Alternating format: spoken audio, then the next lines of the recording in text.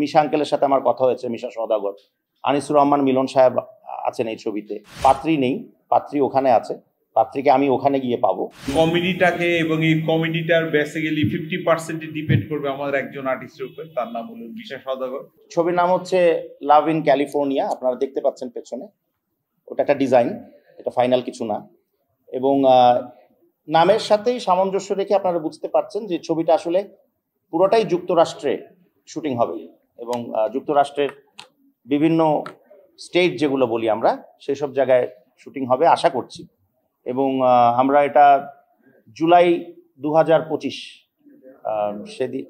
সেখান থেকেই শুরু করতে চাই শুটিংটা এবং সেভাবেই প্ল্যান হচ্ছে, সেভাবেই প্ল্যান করছি আমরা। তো এই ছবির যেই জায়গাটা সবচেয়ে বেশি ইম্পর্টেন্ট, যে অনেকদিন পরে সম্ভবত বাংলাদেশি কোনো চলচ্চিত্র যুক্তরাষ্ট্রে শুটিং হচ্ছে। যুক্তরাষ্ট্রে শুটিং হয়েছে অনেক ছবিরই, বাট সিংহভাগ ছবির কাজই কিংবা প্রায় পুরো ছবির কাজই যুক্তরাষ্ট্রে হতে যাচ্ছে।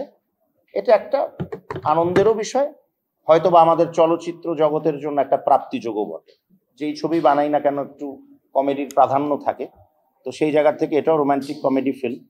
এবং সেই ছবিতে যে আমরা যাদেরকে মেইন প্রোটাগনিস্ট বা নায়ক নায়িকা বলে থাকি, কারণ আমরা বাংলা সিনেমাতে নায়ক নায়িকা নির্ভর চলচ্চিত্র, দুটো নতুন মুখ, প্রায় নতুন মুখ আমরা চেষ্টা করব উপহার দিতে। পাশাপাশি কিছু বিদগ্ধ অভিনেতা অভিনেত্রীরাও আছেন ছবিতে। যেহেতু এটা আমেরিকায় চিত্রায়িত, সবাইকে যেহেতু আমেরিকায় হয়তো বা নিয়ে যাওয়া সম্ভব হবে না, কিন্তু আমেরিকাতেও অর্থাৎ যুক্তরাষ্ট্রেও আমাদের দেশের খুব প্রিয় কিছু মুখ অবস্থান করছেন।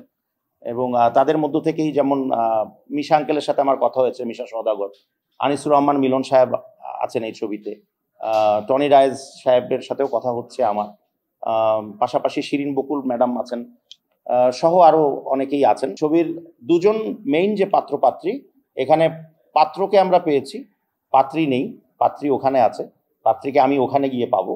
তো পাত্র এখানে রয়েছেন, ওর নাম সেজান দেওয়ান, ও এর আগেও 2-1টা সিনেমা করেছে, আর এই ছবিতে সে নতুন ভাবে আবির্ভূত হতে যাচ্ছে।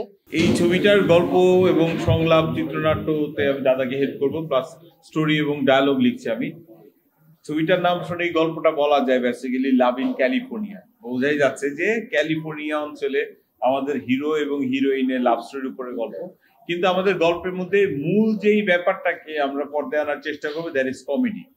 এবং কমেডিটাকে এবং এই কমেডিটার বেসিক্যালি 50% ডিপেন্ড করবে আমাদের একজন আর্টিস্টের উপর, তার নাম হলো মিশা সওদাগর। এবং মিশা সওদাগর মিশা সওদাগর ভাইয়ের সাথে আছেন আমাদের মিলন ভাই, টনি ডায়েস, এই কি ধরনের চরিত্রগুলোকে মিলে। এবং মূল গল্পটা হলো সিজান এবং আমার যে হিরোইন আছেন মায়েরা আলী, তাদের কেমিস্ট্রি, লাভ কেমিস্ট্রির উপরে গল্প।